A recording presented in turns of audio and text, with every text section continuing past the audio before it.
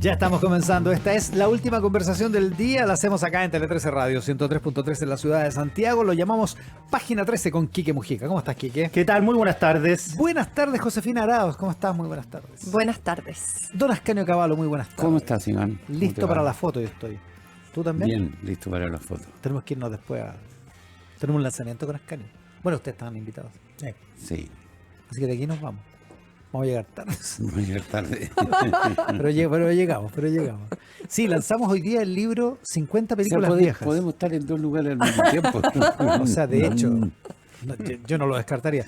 50 películas viejas que, como dije en la mañana, en Mesa Central, muy piropeado. No es ninguna alusión el título a los autores del volumen. Pero una también, reivindicación del adjetivo viejo. Exacto. Además, De hecho, viejo para Ascanio y Antonio Martínez, que son los autores, son las películas que han comentado o una selección de las películas que han comentado durante muchos años en Página 13, que ahora lo hace Cristian Ramírez en vez de Antonio, que decidió desertar de este barco. Él estoy mostrando. Estas 50 películas viejas, esta selección, y las películas viejas son las que tienen más de 20, ¿no? más o menos, claro. Más o menos. Sí. Menos de 20 no que nos ahora califican. último son viejas todas. todo suena viejo. Todo suena viejo. Un buen regalo de Navidad. Excelente Buena regalo de idea. Navidad. Mira qué oportuno salió esto. Y esto como que también es parte de las conmemoraciones, de las celebraciones de los 10 años de Tele 13 Radio. Eso se lanza hoy, así que ya está en las librerías y todo, ¿cierto? Cierto. Y Ascanio va a firmar en 4. Persona que le pida autógrafo, Ascanio lo firma. Antonio es más difícil pillarlo. Hay que saltar unos pavos reales. Incluso tiene mejor disposición que yo. Hoy está, pero de ahí en adelante hay que saltar unos pavos reales, hay que esquivar a toda clase de fauna para poder llegar a Antonio Martínez. Dicho todo eso, después del aviso de 50 películas viejas que se lanza hoy, pues, otra vez nuestros problemas con la delincuencia y con la presencia del Estado, básicamente, que es lo que nos plantea la José Arauz hoy. Fíjate que leyendo el libro Dignos y leyendo la buena columna de Ascanio, que cuenta cómo este libro Dignos consolida... El nuevo libro de Pablo Ortúzar. En la crónica, en la estructura griega, hablaba, en el crono, los anales, ordena todo lo que uno ha tenido flachazos del estallido social. Y me recordé, porque además la José menciona a Pablo Ceballos, que después del estallido, con Pablo Ceballos trabajamos yo desde el punto de vista periodístico y desde el punto de vista de la expertise que tiene de inteligencia, crimen organizado, él era carabinero de inteligencia. Trabajamos una presentación para empresas, sobre todo transnacionales, que no entendían nada de esto. De hecho, me acuerdo de una empresa que estaban los gerentes de América Latina, y ahí me enteré que Chile era el país donde más robaban en todo el continente a esta empresa. Ese robo hormiga. Robo hormiga. Entonces, bueno, uno se explica. Pero Pablo hizo un consolidado, tal como lo hace Pablo Ortúzar, Pablo Ceballos, esa vez, hace tiempo, después del estallido, hizo un consolidado de todos los hechos violentos que habían pasado en el último tiempo de gravedad, o sea, de alcurnia. Y era impresionante, era un slide completo. La bomba en el metro, uno se olvida, ¿te acuerdas? A plena luz del día, claro. Un bombazo, podrían haber muerto 50 personas. El intento de matar a Heinz-Peter, Alan Derreche, múltiples bombazos a comisaría. Los movimientos anarquistas que se fueron a España, pusieron una bomba en la Basílica de Zaragoza. Todo eso, claro, y uno cuando lo va viendo desperdigado no hace el consolidado. Como cosas previas, dices tú. No sé si tan previo, porque Pablo le encontré la razón a Pablo Ortúzar cuando le comenté esto, que me dice, claro, si uno extiende mucho el periodo del origen, llegas al... Claro, llega a Pedro Valdivia y a Michimalonco. ¿Ah? Entonces, pero sí revela un estado de las cosas que... Hago el símil porque me pasó lo mismo cuando estaba leyendo lo de Ortúzar, que es el consolidado permite armarse una imagen que no es muy de paz, digámoslo de alguna manera. No surge de la nada, no es una cosa así que no tenga ningún tipo de antecedente previo. Ni un invento que armó Nicolás Maduro, porque así sería fácil. Pero es interesante porque Pablo no busca tanto el origen material, digamos, claro, ¿no? Concreto. Claro. Lo que hace es reunir los hechos que ocurrían y que uno no se da cuenta de efectivamente qué significaban. Hasta que los ves en un cierto orden. Claro, hasta que los ves en un cierto orden. Entonces, su propósito es más, en ese sentido, más metódico, ¿no? Y las conclusiones las saca después. No tiene una tesis previa de qué es lo que pasó. tiene una idea posterior que es esta, ¿no? La de Dignos. Un poco el refugio de todo el movimiento, digamos, es la idea de una confrontación entre las cosas y la vida, ¿no? Que les permite mantener el movimiento por mucho tiempo sin que se salga la gente. Ahora, todo esto está, Josefina, en la base probablemente de esta relación de alguna manera conflictiva, en un sentido pasivo incluso, de nuestra relación con el Estado, o de la relación que el Estado tiene con la sociedad en muchos lugares, digamos. Sí, bueno, interesante el cruce que hacía aquí, que aprovecho de pasar el dato que el libro de Pablo Dignos está en venta en la tienda del IES, y es chile.cl para quien quiera comprarlo, un buen regalo de Navidad también, aunque enoja un poco. Así que no sé si es un espíritu muy navideño, pero en fin, siempre es bueno pensar. Es interesante la conexión con lo de la violencia, a propósito de que parece que habían señales, y como dice Ascanio en su columna de ayer, que no es que, claro, no es que hubiera una conspiración, una intervención externa, todo estuviera articulado, ¿no? Pero pareciera que en la violencia callejera no impera solo la improvisación o el situacionismo, dice Ascanio, ¿cierto? Hay cosas que dispersas, pero que entre sí estaban más o menos articuladas, que habían señales previas.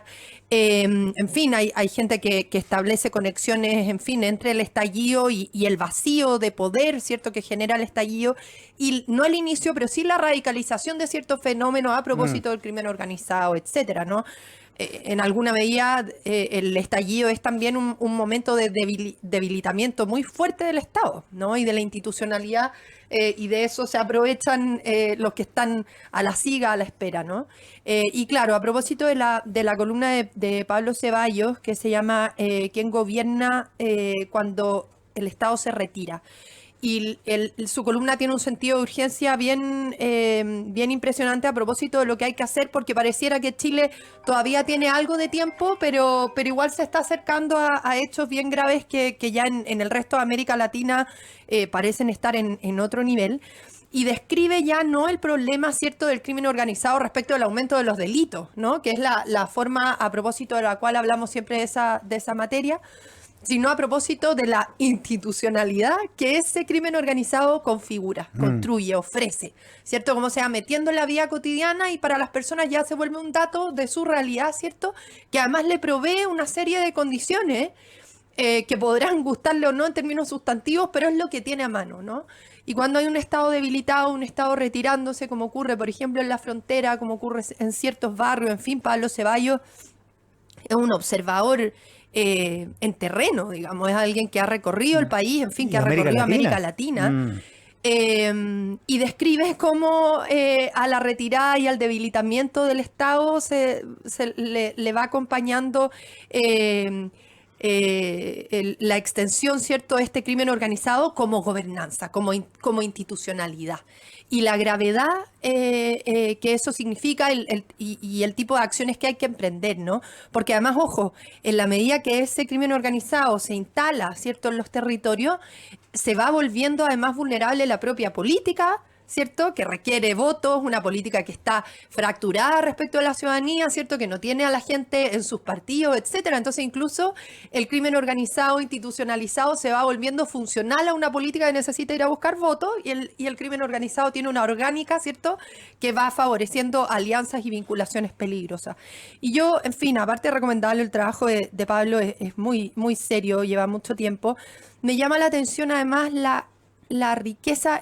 Pablo logra algo que es muy difícil en debates como el migratorio, que fue tema este fin de semana, o como la seguridad, ¿cierto?, que es una mirada integral, y logra juntar dimensiones que hoy día en el debate presidencial, político, están trágicamente separadas, ¿no? O sea, en Ceballos no hay ni una separación entre un discurso, por así decir, punitivista, no sé, como un discurso duro, ¿cierto?, respecto de la dimensión represiva y restrictiva que tiene que haber a la hora de abordar estos temas, y al mismo tiempo una preocupación por la dimensión social, ¿cierto?, y de contexto de esta violencia que requiere, en fin, rehabilitar barrios, ¿cierto? Una agenda social muy profunda, intensa, ¿cierto? Que permita intervenir colegios, intervenir sectores, ¿cierto? Donde los niños, en fin, se van al narco porque no tienen parques donde jugar o actividades para hacer el resto de la tarde y quedan solos y expuestos. Tiene una integralidad su mirada que está dramáticamente separada, ¿cierto? Y fragmentada en el debate público a propósito de esta materia, donde se juntan los discursos, por así decir, hoy día más radicalizados, pero luego también de una etapa de buenismo muy irresponsable, digamos, ¿cierto? A nivel institucional y a nivel político, que nos tiene en este debate como tan polar, ¿cierto? Y tan difícil de abordar, que hace tan difícil de abordar estos problemas. Así que eso me parece una perspectiva bien interesante y ojalá los que están a cargo de esto la puedan mirar. ¿Ascanio? Yo tengo una, no me atrevo a llamarlo discrepancia, porque no es algo tan agudo, digamos, ¿no?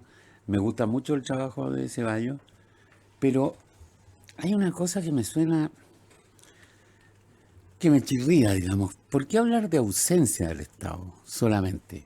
Porque lo que vemos en realidad no es tanto la ausencia del Estado, sino más bien la presencia de un Estado complaciente, ¿no? Lo que tú llamabas el buenismo recién, digamos, de un Estado que se pone a disposición de determinados grupos, ignorando deliberadamente, ¿verdad?, que son grupos con potencial delictivo, disruptivo, anarquizante, llámale como quieras, ¿no?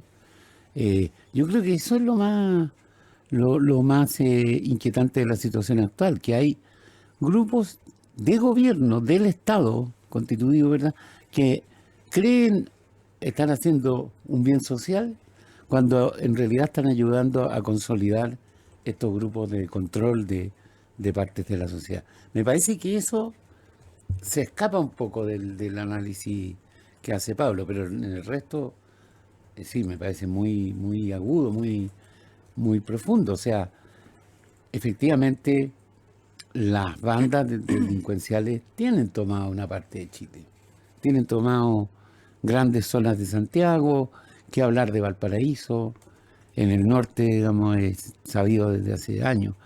Y todo esto además es sabido, por eso es que digo que a mí la hipótesis del Estado que se retira Ahora, me parece incompleta si uno no dice cuánto se retira. Claro, él lo detalla poco. Sí, pues, claro. Él no lo vuelve objeto de su discusión en eso. Es interesante, yo creo que una materia de conversación en sí misma. Él dice igual algo así como, estoy buscando, perdón, la columna, él dice, luego lo especifica un poco, dice en territorios donde el Estado no llega tarde o llega fragmentado, Sí. ¿no? Esa es como una pequeña especificación que él hace, donde además depende un poco del lugar que se está hablando, ¿no? Es distinto hablar de Alto Hospicio, digamos, Totalmente, ¿cierto? O porque el norte él está Santiago, muy influido ¿cierto? por sus viajes. Él ha recorrido, Bueno, América Latina. El Salvador, ¿a qué decir? mucho Perú, ha estado mucho en Perú, en Ecuador, mucho. Él recorre esto con uno de los periodistas que más sabe de este tema, es Douglas Farah, Sí. que es como su partner, que es un periodista de gran nombre. Y él, claro, está muy influido por lo que está pasando en Perú. Porque en Perú, él me dio el dato, yo no tenía idea, la minería ilegal gana más que el narco. Ah, sí. Pues, claro. Entonces, increíble, es increíble. Impresionante. Entonces, porque imagínate armar una operación, bueno, la madera en el sur de Chile que aparece, armar sentido. una operación, Los salmones. los salmones, The Economist, la otra vez dice, la nueva obsesión del crimen organizado, los salmones en Chile. Claro, pero lo que yo entiendo es que aquí los salmones se los roban. Allí en Perú la minería ilegal Es el negocio que la administran operación ellos. Claro, minera mira. con el Ellos dólar. ofrecen el trabajo. Un chuki Claro, ilegal. ellos no roban a otros. No, claro, producen Ofrecen. ilegalmente. Claro. Claro, pero Lo con- que es difícil decir clandestino, no es el Oye, no, caso pero de una además, operación tan grande. hay unos documentales, yo lo he visto, las condiciones laborales menos que precarias, o sea, hay gente que se muere todos los días, nadie se entera. Bueno. Contaminación, que ni te compro. No, brutal. Es que no tienen ninguna regulación. Tienen o sea. ninguna, lleno de hoyos y lugares que están manejados por ejércitos informales. Entonces, cuando Pablo habla de eso, claro, yo digo, claro, él va, visita la zona, reportea, investiga, claro, y aquí uno no ve nadie y eso no puede ser sino con la vista gorda del Estado. O sea, con la mirando hacia el techo. Mirando para el techo. Porque exacto. nadie hace una mina sin que nadie se dé cuenta. Obvio, pues, ¿no? Ahora, en Pero, todo caso, las diferencias son importantes. Perú es distinto a Chile. El propio Ceballos reconoce y por algo dice hacia el final que Chile todavía tiene tiempo, no está en el mismo lugar que otros espacios de países de América Latina, pero igual es relevante la especificación, o sea, porque quizás no es precisa el término ausencia para describir todo, pero esto conecta con la columna de Luna que hablamos la semana pasada, comentó también Cristian Valdivieso en página 13, de cómo está transformada y modificada la presencia misma del Estado, incluso en su presencia vigente, digamos, ya no es la misma de antes, en fin. Juan Pablo Luna hablaba de cómo se ha transformado, cómo se ha visto afectado por la disrupción tecnológica, ¿cierto? Cómo el funcionamiento tradicional del Estado y el tipo de vinculación, cómo llegaba a la sociedad, etcétera, se ha visto tensionado, está deslegitimado, ¿cierto? Las prestaciones sociales llegan de modo disperso, diferenciado, etcétera. Entonces, hay hechos de esa naturaleza y claro, el caso de Perú es muy interesante porque han vuelto, dice Luna, después de años de migración campo-ciudad en busca de trabajo, ¿cierto? Y de la oferta de mercado y Estado en las zonas urbanas, ahora la oferta de trabajo se está yendo a la selva y las masas de población se están desplazando hacia allá, donde no está el Estado, sino el narco. Y lo que he ¿no? notado también de los análisis, Ceballos, una cuestión que es bien grave, que ya ni siquiera el crimen organizado ya no necesita del Estado. Ya en algunas partes ¿No? ya lo superó. O sea, no necesita corromper. Ya. Porque lo superó ya. Se instalan, hacen lo que quieren. Y no existe lo otro. El alcalde vaya a ligar, lo matan. Así derecho. O sea, es muerte. Bala, ¿cómo dicen? Bala o plomo o billete, no sé. Entonces, claro, los ejércitos están, en buena parte también ya están corruptos, que era el gran bastión que tenía y la policía que tenían los estados para luchar contra el crimen. Entonces, es como una etapa de superación en algunas partes, por cierto, no en toda América Latina. Claro, y esto ocurre con un estado inane, básicamente, que es una manera de abandono, digamos, en ese sentido. Es una forma de abandono, sí, una forma de abandono, pero yo tengo mis dudas con la cuestión del Estado. ¿Ah? Yo creo que en ciertos momentos es más peligroso un Estado represivo que un Estado pasivo, ¿no? El Estado, en cierto modo, fue la CNI. Mm. Fueron Bueno. son las Fuerzas Armadas, que son el centro del Estado más. O sea, no es un mundo que a mí me produzca tranquilidad, digamos, ¿no? Cuando está actuando, digamos. Sí, no me Claro, me parece acá cómodo. respecto en todo caso de la presencia como más básica. Más así, ¿no? más social y qué sé yo, de prestaciones. Un subsidio, un Co- carnet. Condiciones. No un Más interrogatorio. bien, condiciones Pero- para las vidas. Sí, pero yo creo que lo que hemos visto en estos 4 años, digamos, del gobierno, es que también el Estado puede ser tomado para financiar otros proyectos. Este es el caso de fundaciones, digamos, ¿no? Que es ocupar el dinero del Estado declarando un fin social y luego desviarlo, digamos, para un fin que no quiero decir que sea delictivo, pero Pero es un purio. fin político, digamos, ¿no? Claro, es purio. Entonces, tengo mis aprensiones con la presencia del Estado, pero bueno. El escepticismo también de Ascanio, que me parece pertinente en todo caso respecto del Estado. No es que Sí. su presencia no es la panacea, ¿no? No Ni es la resuelve papa, todos no. los problemas. No es la papa. Estoy de acuerdo y en ese sentido me parece muy interesante e importante precisar la naturaleza de esa ausencia y qué es lo que se propone como presencia, ¿cierto? Aunque yo diría que Ceballos está pensando en condiciones y en la habilitación para que las personas desplieguen sus vías, pero en todo caso, más allá de eso y a propósito de discusiones y, en fin, notas de prensa que se hicieron desde el norte durante el fin de semana, me parece en cualquier caso aleccionadora al menos la perspectiva de Ceballos para un debate que está arriesgándose por la naturaleza del problema, ahí en tema migratorio, pero también en seguridad, está arriesgando volverse muy, muy polar y pasar del buenismo a las versiones más brutas del radicalismo. Entonces me parece una perspectiva interesante de atender. Estamos con Josefina Arauz. Ahora. ¿Con Ascanio Cavallo? Perdón, no, que ¿Sí? lo que yo quería agregar es que Por lo que favor. pasa en la frontera es tremendamente peligroso. ¿Eh? Es de lo más peligroso que hemos tenido en los últimos años. 2 ejércitos Ahí. muy armados al lado y lado. En fin, Claro. seguimos después. En principio no hostiles, pero ahí. Sí, Tampoco amables. Sí. No amigos. No. Tampoco amigos, exactamente. Con Ascanio Caballo, con Josefina Arauz y con Kika Mujica hacemos Página 13. Eres parte de la mejor revista radial. Página 13. Un espacio para encontrar observaciones informadas y oportunas. Con Iván Valenzuela y Quique Mujica.